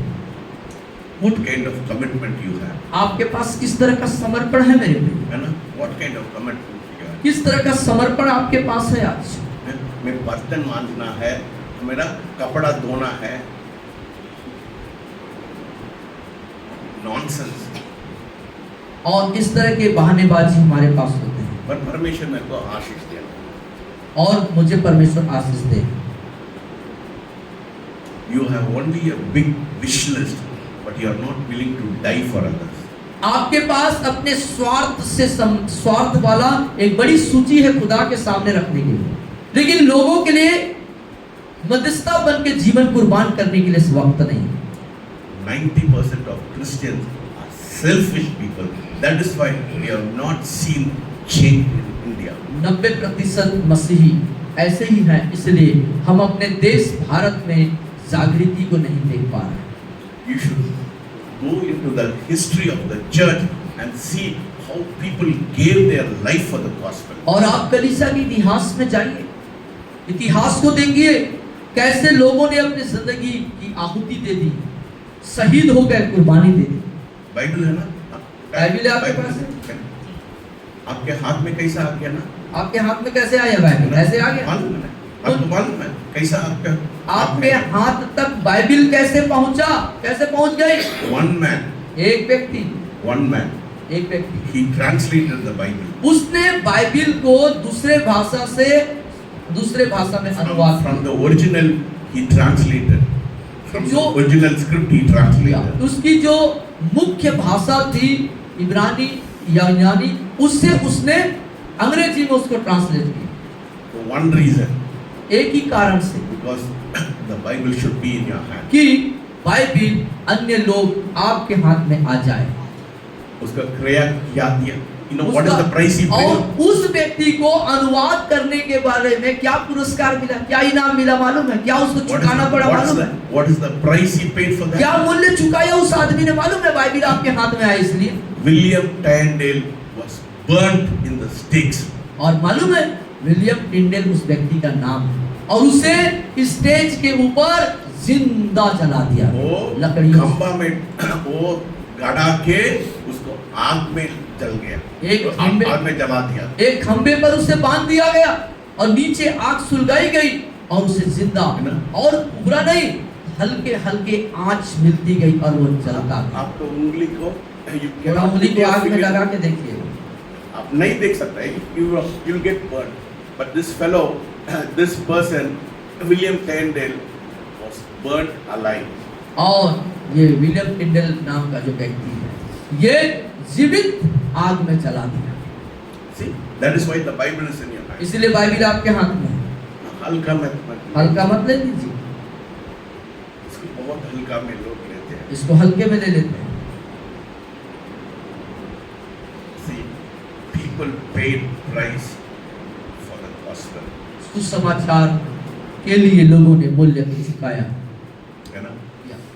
Not one apostle died naturally. और जितने प्रेरित थे, प्रभु यीशु मसीह के जो चेले थे, वो अपने स्वाभाविक मृत्यु में नहीं मरे हैं, एक ने भी नहीं मरा। Nobody died naturally. ओ स्वाभाविक मृत्यु से, अपनी मृत्यु से वो नहीं मरे। Everybody, Thomas who came to India was speared. और जो थोमा भारत आया था, उसके पीठ पर भाला फूंक दिया गया। है ना? Everybody was hanged or cut. They died. They gave their life. और हरेक को फांसी पर लटका दिया गया, टांग दिया गया, या उसके गर्दन काट दिए गए। मसीह जीवन को हल्का मत ले लीजिए। तो मसीह जीवन को हल्का मत लीजिए।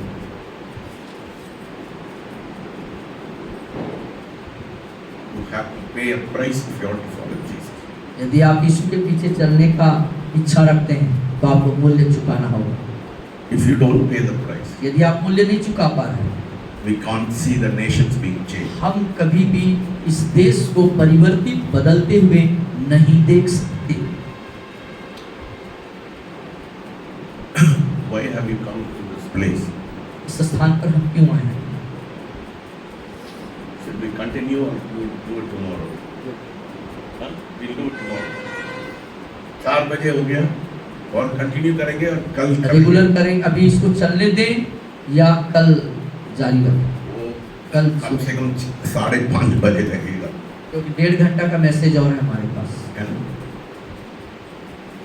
We don't have time for God. परमेश्वर के लिए हमारे पास समय नहीं है। दुख की बात है। दुख का बात है। आधा घंटा समय है।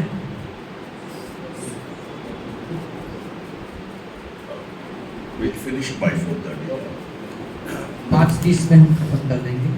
The third level of prayer. तीसरे स्तर का प्रार्थना। The third level of prayer is called the spiritual warfare. और तीसरे स्तर की जो प्रार्थना है, उसको हम आत्मिक युद्ध वाली प्रार्थना कहते हैं। First level is for self, second level is for others, and the third level is spiritual warfare. पहले स्तर की प्रार्थना स्वयं के लिए प्रार्थना, स्वयं की जरूरतों के लिए प्रार्थना। दूसरे स्तर का प्रार्थना दूसरों के लिए प्रार्थना। तीसरे स्तर की जो प्रार्थना है, वो एक आत्मिक लड़ाई, आत्मिक युद्ध की। That's what it says in Ephesians chapter 6, that we are not fighting against flesh and blood, but against principalities and powers of और darkness. इसीलिए इफिसियों की पत्री उसके 6 अध्याय में बोलता है कि हमारी जो लड़ाई है, ये क्या बोलता है, हमारा जो मल्ल युद्ध है वो लहू और मांस का नहीं, परंतु प्रधानों से, अधिकारियों से और इस संसार के अंधकार के हाकिमों से है। At this level, prayer becomes very serious. और ये इस स्तर का जो प्रार्थना है, वो एकदम गंभीर मामला है। The prayer of spiritual warfare is almost equal to intercession. और जो आत्मिक युद्ध की जो प्रार्थना है, वो जो मध्यस्थता की प्रार्थना करने के बराबर है, समानता में। Almost equal to it. लगभग उसी के जैसे है। We saw earlier हमने पहले देखा about intercession, मध्यस्थता की प्रार्थना के बारे में, but here there are some key differences. लेकिन कुछ कुंजियां, कुछ बातें यहाँ पर फर्क है वहां से। Yeah. While intercession also involves spiritual battles, और जो मध्यस्थता की प्रार्थना है, वहां पर भी आत्मिक लड़ाई की बात है। it focuses on people and specific needs. और ये जो है लोग और जरूरत पर लक्ष्य निर्धारित करता है इस प्रार्थना में। Intercession feels the burden of others. और मध्यस्थता की प्रार्थना का मतलब दूसरों के प्रति एक बोझ को महसूस करते हुए, And we weep before God प्रभु के सामने हम रोते हैं दूसरों के लिए, and plead for mercy and healing. और चंगाई और दया के लिए प्रभु के सामने विनती और विनय अनुनय करते हैं। And we plead for provision and salvation for people. लोगों की उद्धार, उनकी आवश्यकताओं के लिए परमेश्वर के सामने हम मांगते हैं। In the spiritual warfare prayer, लेकिन आत्मिक युद्ध की प्रार्थना के दरमियान is different. वो बिल्कुल भिन्न है, अलग है। It focuses and it's a direct confrontation with Satan. ये शैतान के साथ हमारा एक जो सीधे सीधे आमना सामना होता है। Yes. Yeah. It is a confrontation with Satan and with spiritual forces. और जो आत्मिक शक्तियां हैं और जो शैतान है उसके साथ हमारा सीधे सीधे आमना सामना होता है इस प्रार्थना के। It is not just for someone or something. ये किसी के लिए या किसी चीज के लिए वाली बात नहीं है। ध्यान से सुनिएगा इस विषय को। It is a fight unseen barrier. ये अनदेखे जो बंधन है या अनदेखे जो रुकावटें हैं उसके विरोध में हम लड़ते हैं। That tries to hinder the work of God. और जो परमेश्वर के कार्यों पर एक रुकावट जो बनता है ना? Yeah. Spiritual warfare, you should know that overshadowed, there are certain principalities and powers are having control over shadow. और आपको इस बात को जानना चाहिए कि जो ये शैडोल शहर है इसके ऊपर शैतान के बहुत सारे हाकिम, उसके प्रधान, उसकी सेना का अपना एक कब्जा और पकड़ बना हुआ है। You have to be aware of this fact. और इस सत्य को, इस तथ्य को आपके प्रति आपको जागरूक होना चाहिए, जानना चाहिए। Let us turn to 1 Corinthians. पहले कुरिन्थियों की पत्री में आ जाएंगे हम। बहुत खुले मन से, खुले दिमाग से बैठे आप लोग इस विषय के लिए। Yeah. 1 minute.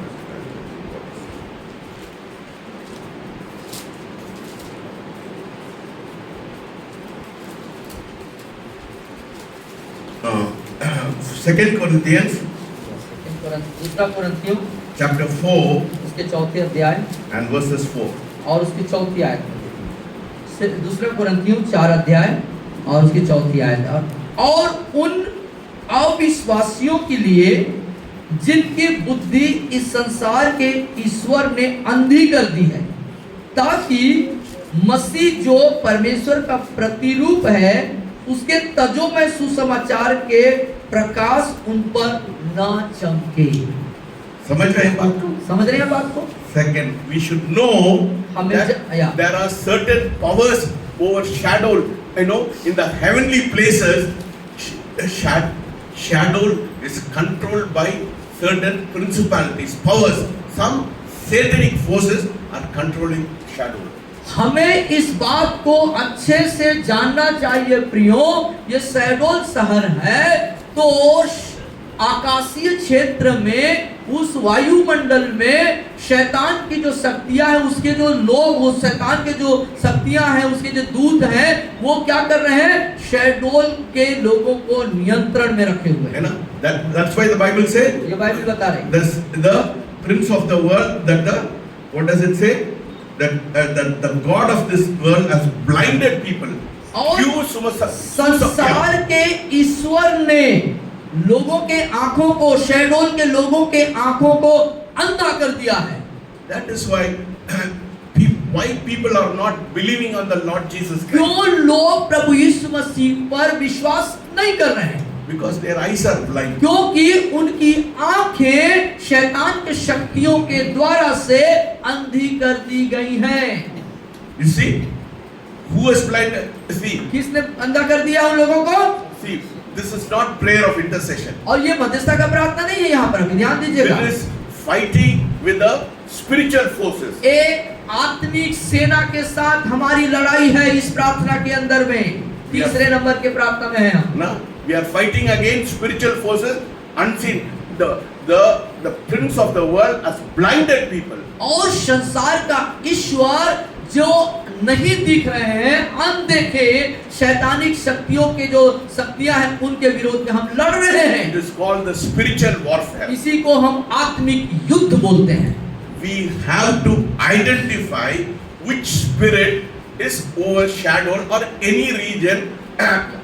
We have to bind that. और हमें ध्यान से सुनिएगा, शैडोल के ऊपर या जहां पर हम रहते हैं, जिस क्षेत्र में रहते हैं, जिस गांव में रहते हैं, वहां पर कौन सी प्रकार की आत्मा का कब्जा है या लोगों के ऊपर उसका प्रभाव है, उसको जानना, उसको पहचानना जरूरी है। You know what did Jesus say? और यीशु ने क्या कहा? If you want to enter a house, you have to bind the strong man. क्या बोले यीशु मसीह? किसी व्यक्ति के घर में अंदर घुसना है तो क्या करना पड़ेगा? उस बलवान को पहले बांधना होगा। समझ रहे हैं? Yes. है ना? कब तक आप नहीं बांधेंगे उसका घर के प्रवेश नहीं कर सकते। जब तक आप उस घर के बलवान को नहीं बांधेंगे उसके घर में आप प्रवेश नहीं कर पाएंगे। You know? Yeah. So first, if you want people to be released and their eyes to be open to the gospel, then you have to bind the strong man overshadowed. तो चाहिए क्या कि चाहते हैं कि शहडोल के लोग छुड़ाए जाएं, उनकी आंखें खुल जाएं, सुसमाचार को समझ जाएं, यीशु मसीह को ग्रहण कर ले। इसलिए क्या करना होगा? उन आत्मिक शक्तियों को बांधना होगा। बांधना है ना? परमेश्वर से प्रार्थना नहीं करना, परमेश्वर में यीशु प्रार्थना नहीं करना है ना, हमें बांधना है। कुछ लोग गलतियां प्रार्थना करते हैं ना, they pray wrong prayer. कुछ लोग गलत प्रार्थना करते It हैं। is not prayer, it is binding the strong man. और ये प्रार्थना नहीं करना है, आपको अधिकार दिया गया बांधने का, आप उन शक्तियों को बांधिए। है ना? लोग कैसा प्रार्थना करते हैं? यीशु मसीह, यीशु के नाम से मैं शैतान को बांधता हूं। यीशु मसीह को क्यों बोलते हैं? है ना? मैं देवमणि को डांटना है, मैं चीतल को डांटते हैं क्या? किसको डांटना पड़ता है? यीशु मसीह को बोलते हैं, यीशु मसीह में यीशु मसीह के नाम से मैं शैतान को डांटते हैं। शैतान हंसता है ना? पागल लोग हैं, मेरे को डांटने के पहले किसको बोलता है? परमेश्वर। एक बार कहने का मतलब है, एक बार जब आपको अधिकार मिल चुका तो दोबारा उस व्यक्ति के पास जाने की क्या जरूरत है? अधिकार ऑलरेडी पहले से दिया जा चुका है, तो अधिकार को बांधने के लिए इस्तेमाल करना है। लूका 10:19 पढ़िए। हम लूका 10:19 को देखते हैं, जल्दी आ जाइए। हाँ, लूका 10:19। देखो मैंने तुम्हें सांपों और बिच्छुओं को रौंदने का और शत्रु की सारी सामर्थ पर अधिकार दिया है। किसको अधिकार दिया? किसको अधिकार दिया? मैंने तुम्हें मतलब हमें, हमको अधिकार दिया गया। आपको अधिकार दिया। यस, हमें अधिकार If you दिया। are washed with the blood of Jesus, you have the authority. यदि आप यीशु मसीह के लहू से धुले हुए हैं तो आपके पास अधिकार है। क्यों यीशु मसीह को बोलना? यीशु मसीह के नाम से मैं शैतान को मैं बांध देते हैं। परमेश्वर बोलता मेरे को क्यों बोलता? मैं हम लोग के लिए मैंने क्या दिया? अधिकार दिया। मेरे को बार बार बोलते हैं लोग। अधिकांश पास्टर लोग यही गलती करते हैं। मैं यीशु के नाम से मैं शैतान को बांधते हैं, यीशु के नाम से मैं शैतान को बांधते हैं। शैतान को बांधना है, शैतान को बोलो। यीशु मसीह को क्यों बोलते हैं? सीधे डायरेक्ट हमको उसको इनकाउंटर करना है कि शैतान मैं तुझको बांधता हूं। That is spiritual warfare. ये है आत्मिक युद्ध That के is अंदर। spiritual. ये You trick have, see, prayer of intercession is different and prayer of spiritual warfare. और ध्यान से सुनिएगा, लोगों के लिए मध्यस्थता की प्रार्थना करना एक अलग बात है और आत्मिक युद्ध में शैतान को बांधना का प्रार्थना करना अलग चीज। Prayer of Yeah. intercession you direct to God. Oh. The prayer of spiritual warfare you bind Satan. तो मध्यस्थता के प्रार्थना के दरमियान आप परमेश्वर के साथ सीधे सीधे अनुनय विनय करते हैं, है ना? लेकिन आत्मिक युद्ध के अंदर सीधे सीधे शैतान को बांधने का काम करें। What did Jesus say? If you want to enter a house, you have to bind. It doesn't say मेरे पास आना मैं बांध देंगे। और क्या बोले प्रभु ने? यीशु मसीह क्या सिखा रहे हैं? शिक्षा को देख के, यदि किसी के घर में घुसना है तो उस घर का जो बलवान है, ताकतवर है, उसको तुमको क्या करना है? बांध देना है। मेरे पास नहीं आना। परमेश्वर तुम आना। जब अधिकार मिल चुका तो फिर काहे के लिए जन को लेके जाना? क्या मैं इतना समझाया फिर भी पास्टर लोग यही काम करते हैं, परमेश्वर को बोलते हैं परमेश्वर। फिर शैतान क्या करता है? ऐसा खुशी में रहता है, मेरे को नहीं बोलता मैं क्या है, मैं ऐसा तो शैतान खुश हो जाता है, बोलता है ये सही प्रार्थना नहीं कर रहे हैं, ये लोग नहीं कर रहा, और वो खुश हो जाता है, बोलता है सही तरीका इनको नहीं मानते। क्योंकि हम लोग आदत ऐसा आदत बना ली है हम लोग। we have not directed to Satan and but we are directing to God. हम शैतान को सीधे सीधे बोलते हैं ना, तो देसी भाषा में हड़का के भगा नहीं रहे हैं उसको, बल्कि क्या कर रहे हैं, हम यीशु मसीह को बोल रहे हैं, है ना? One of the clearest reality of spiritual warfare is seen in Daniel chapter 10 verses 12. और दानियल 10:12 में एक जो वास्तविक जो बात को हम यहाँ पर देखेंगे आत्मिक युद्ध के क्षेत्र में। Let us turn to Daniel chapter 10. और आइए हम दानियल 10 को देखेंगे, 10:12। या फिर उसने मुझसे कहा, हे दानियल मत डर, क्योंकि पहले ही दिन को जब तूने समझने बुझने के लिए मन लगाया और अपने परमेश्वर के सामने अपने को दीन किया, उसी दिन तेरे वचन सुने गए और मैं तेरे वचनों के कारण आ गया। Verses 13. और 13वें पद पर देखेंगे, फारस के राज्य का प्रधान 21 दिन तक मेरा सामना किए रहा, परंतु मिकाएल जो मुख्य प्रधानों में से है वह मेरी सहायता के लिए आया, इसलिए मैं फारस के राजाओं के पास रहा। Verses 14. Yeah. और अब मैं तुझे समझाने आया हूँ कि अंत के दिनों में तेरे लोगों की क्या दशा होगी, क्योंकि जो दर्शन तूने देखा है वह कुछ दिनों के बाद पूरा होगा। So you see, who was there in the heavenly places? Prince of Persia.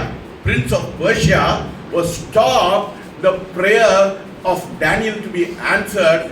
That is why Michael had, the angel came to Daniel to inform him about his prayer was answered, but he was stopped by the principality over Persia. और हम यहाँ पर देखते हैं कि जो वायुमंडल है जो दानियल प्रार्थना कर रहा है, लेकिन दानियल की प्रार्थना में रुकावट बन करके कौन है, फारस का राजा प्रधान है, ठीक है।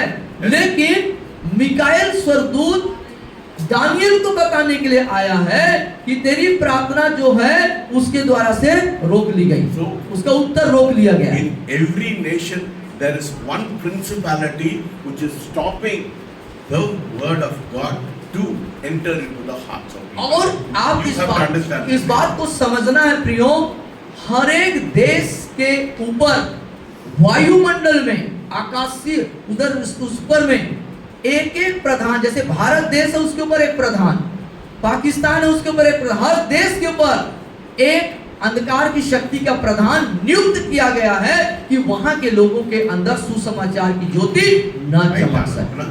प्रधानता है ना, एक प्रधान, शैतानिक प्रधान वहां पर, that is spiritual warfare. वही है आत्मिक युद्ध, उन लोगों से हमको लड़ना है। Unless and until you identify the principality which is over the place, you cannot see people being released and be able to receptive to the word of God. और जब तक कि आप जिस जगह में रहते हैं, जिस क्षेत्र में रहते हैं, जिस जिला या देश में रहते हैं, वहां पर कौन सी आत्मिक अंधकार की शक्तियां प्रधान बनके, रुकावट बनके, लोगों के सुसमाचार में आने के लिए रुकावट बन करके खड़ा है, उसको जब तक आप पहचानेंगे नहीं, आप उसमें जय नहीं पाएंगे। So it revealed that day Daniel prayed, God answered, but the principality stopped the answer from God to come to Daniel. जिस दिन दानियल ने प्रार्थना करी, उसके प्रार्थना का उत्तर उसी दिन मिल चुका था, लेकिन हुआ क्या, वो जो आत्मिक शक्ति प्रधान जो ऊपर बैठा है उसने उसके प्रार्थना को रोक के रखा। So we have to understand we are in the middle of a battle, with the middle of an unseen battle in our life. और इस बात को समझना होगा कि अनदेखे अदृश्य आत्मिक शक्तियों के युद्ध के बीच में हम हैं।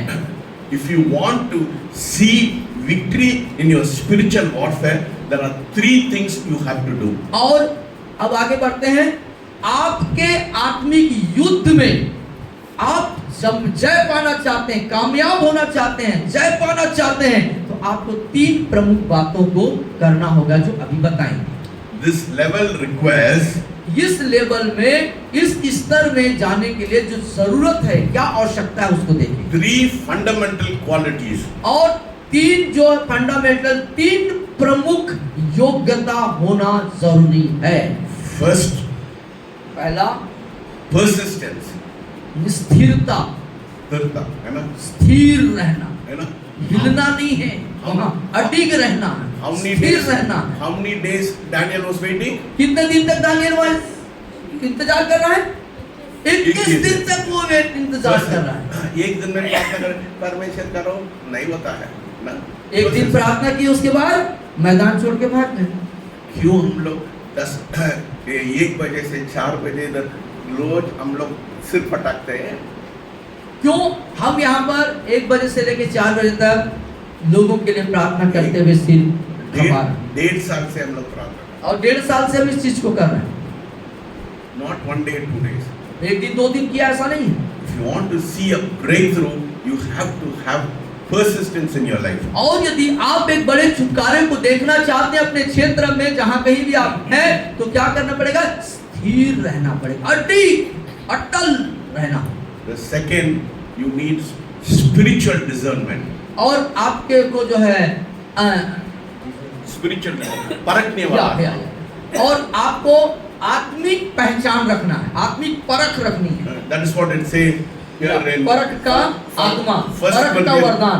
परख के वरदान। और पहले कुरिन्थियों की 12:7 में आप वरदानों में जाएंगे तो एक वरदान 7वें नंबर पर देखिए, परख का वरदान, जान जाना, परख लेना, समझ लेना। You should know. See, if I am praying for some person, I should know. I should have the spirit of discernment to know what is wrong with that person. और जब हम किसी व्यक्ति के लिए प्रार्थना करते हैं तो हमारे पास परख का वरदान है, तो हम उस व्यक्ति के साथ क्या समस्या है, क्या बात है उसके अंदर, हम क्या होगा जान जाएंगे। So 3 things. One is persistence, second is spiritual discernment, third is endurance. और 3 बातें हैं। पहला क्या है? स्थिर बने रहना, अटल रहना। दूसरा है कि परख, पहचान जाना, जान जाना। And third, endurance. और लगातार, उसमें निरंतर बने रहना, है ना? निरंतरता। We have to have persistence because prayer doesn't come in the first day. क्योंकि हमको स्थिर बने रहना इसलिए है क्योंकि आसानी से जवाब नहीं आ जाता। Discernment, we should be able to recognize when the struggle is with people or with spiritual forces. और परख इसलिए जरूरी है, परख का वरदान या परख की आत्मा रखना इसलिए जरूरी है कि जो व्यक्ति जिन चीजों से संघर्ष कर रहा है, No, we should Jin know. चीजों से वो लड़ रहा है, उसको हमको जानना चाहिए। We should understand our struggle is not with people but with spiritual forces. हाँ, तो इस बात को समझते हुए समझना है कि हमारा जो युद्ध है, हमारी जो लड़ाई है, हमारा जो वो है, वो किसी व्यक्ति के साथ नहीं है, बल्कि आत्मिक शक्तियों से है, जिन शक्तियों के द्वारा वो व्यक्ति प्रभावित या ग्रसित है। It is not here but there. In और ये heavenly यहाँ पर place. नहीं हो रहा है, वो वहाँ पर हो रहा है, In the heavenly place. उसे आकाशीय जगहों में, उस जगह में हो रहा है। So we have to recognize the fact that the fight is not on the earth but in the heavenly place. हमें उस सत्य को जानना है, उस तथ्य को समझना है, युद्ध यहाँ पर नहीं है, वो आत्मिक शक्तियों की लड़ाई वहाँ पे चल रही है। And the third is endurance. और तीसरा जो है निरंतर बने रहना, Because spiritual warfare is very exhausting. क्योंकि जो आत्मिक जो लड़ाइयाँ हैं वो बहुत ही Exhausting मतलब वो जान चले जाता है, कुछ उधर तक दम होना चाहिए। और जो ये इस तरह की लड़ाई है कि अंत तक लड़ते रहना है, प्राण भी देना पड़े, जान भी जा सकता है, उस लेवल पे, उस स्तर पे हम Very exhausting, it's very tiring, very और tiring. बहुत ही उत्साहित, बहुत ही रोमांचित होकर के उसको लड़ना। Yet it is precisely your endurance will give victory in your life. और इस तरह का आपका जो जुनून है आपको जय प्रदान करेगा। One thing I have to caution you. या एक बात के लिए मैं आपको चेतावनी दूं, Spiritual warfare is very dangerous. और जो ये आत्मिक लड़ाई, आत्मिक युद्ध जो का जो स्तर है, ये बहुत खतरनाक भी है।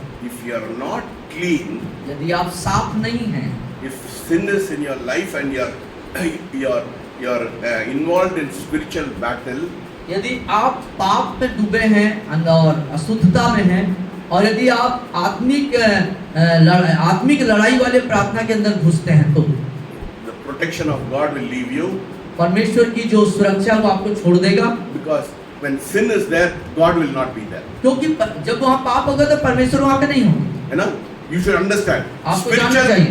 Spiritual warfare is very dangerous because if there is any sin in your life, Satan will attack you. और आत्मिक युद्ध का स्तर जो प्रार्थना स्तर है वो बहुत खतरनाक है।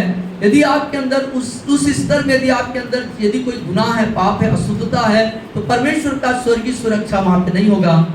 Because you are fighting against Satan. क्योंकि आप शैतान के विरोध में लड़ रहे हैं, बिल्कुल आमने सामने। Satan knows your weakness.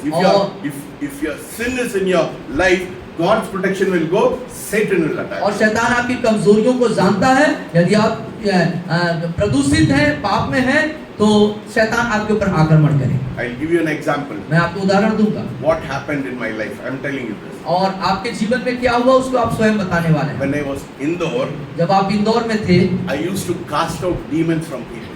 और लोगों के अंदर से मैं दुष्ट आत्माओं को निकालता था। You know, some boys were with me. और कुछ लड़के मेरे साथ थे।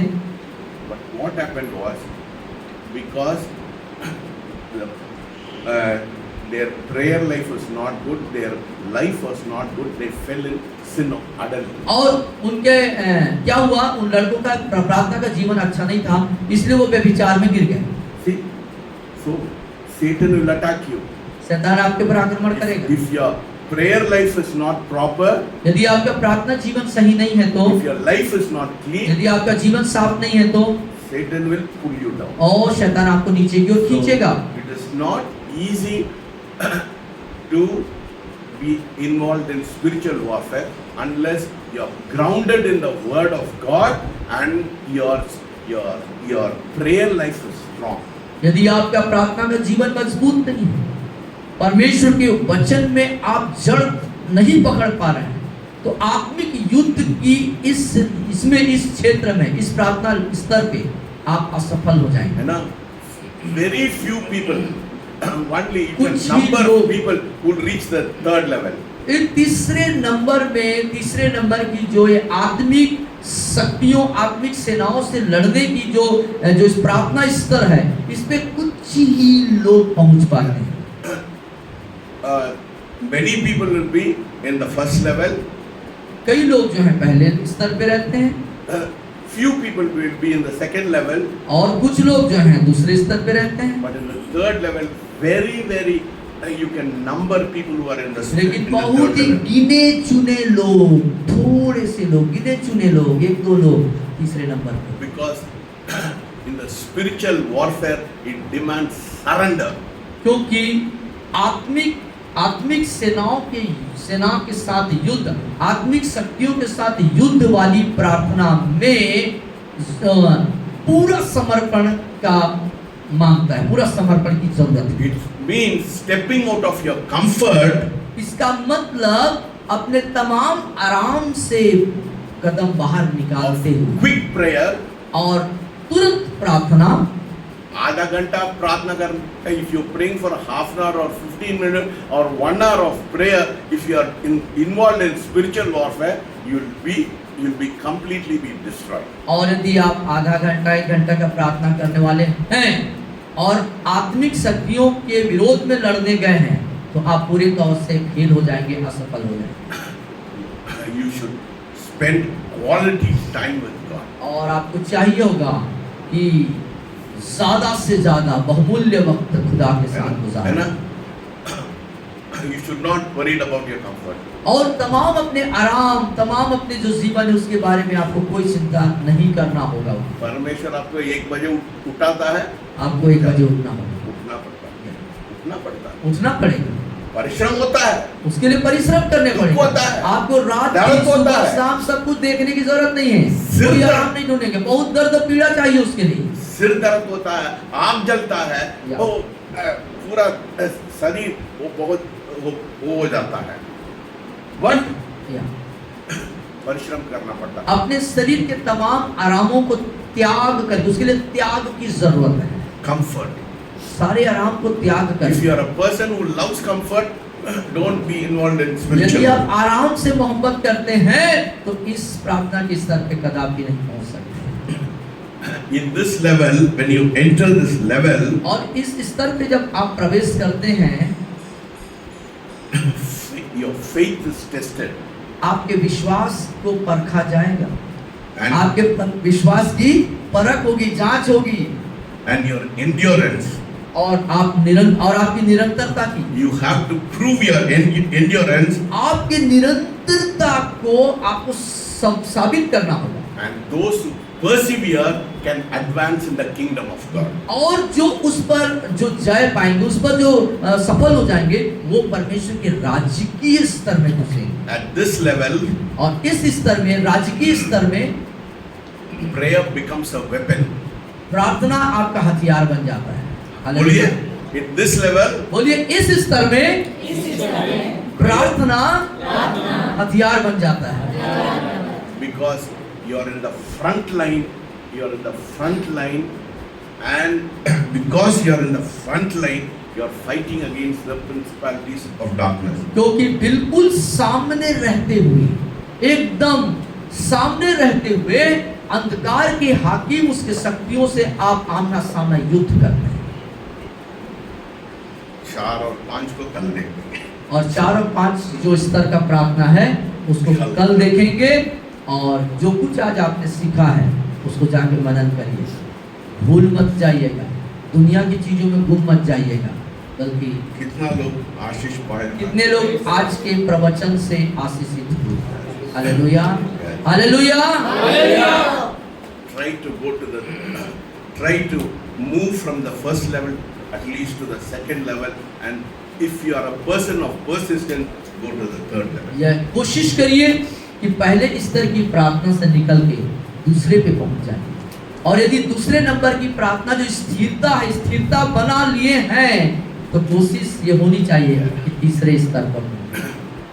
We should have the vision of people. What is our goal? और हमें दर्शन से भरे हुए लोग होना चाहिए। हमारा दर्शन क्या है 2035 का, है ना? इंग्लिश कितना में और लोग? हिंदी में देखिए। 10 लाख लोग। कितने लोगों तक, कितनी आत्माओं तक पहुंचना है, जीतना है? 10 लाख आत्माओं को हमें जीतना लिखने है। में आसान है, लिखना आसान है, 2000 कलीसियाएं हैं, उसको प्राप्त- महिला कार्यकर्ता भी 1000। ना प्राप्त करना, मेहनत करना पड़ता है। हाँ, इन चीजों तक पहुंचने के लिए, प्राप्त करने के लिए हमें मेहनत करना पड़ेगा, परिश्रम। हालेलुया। हालेलुया। ये बात को समझ रहे हो? समझ रहे हैं आप लोग? If you want to see nations being changed, if you want to see shadows being changed, if you want to see communities being changed, if you want to see villages being saved, you will have to have persistence, you have to have a spiritual discernment and endurance. Then we can see a breakthrough in our cities and our towns. और यदि आप चाहते हैं आपका प्रांत, आपका मोहल्ला, आपका समाज, आपका देश, आपका नगर, आपके गांव, आपके क्षेत्र में परिवर्तन आए, है ना, परिवर्तन आए, बदलाहट आए, तो क्या करना पड़ेगा? स्थिरता में बने रहना होगा, है ना, स्थिरता में बने रहना होगा, निरंतरता में बने रहना पड़ेगा, और उस आत्मिक युद्ध जो हम करेंगे उस पे बने रहना। 99% of Christians are sleeping. और 99% जो मसीह हैं वो सो रहे हैं। Many are called, few are chosen. बुलाए हुए बहुत हैं और चुने हुए, Because they don't have dedication, they don't have that commitment.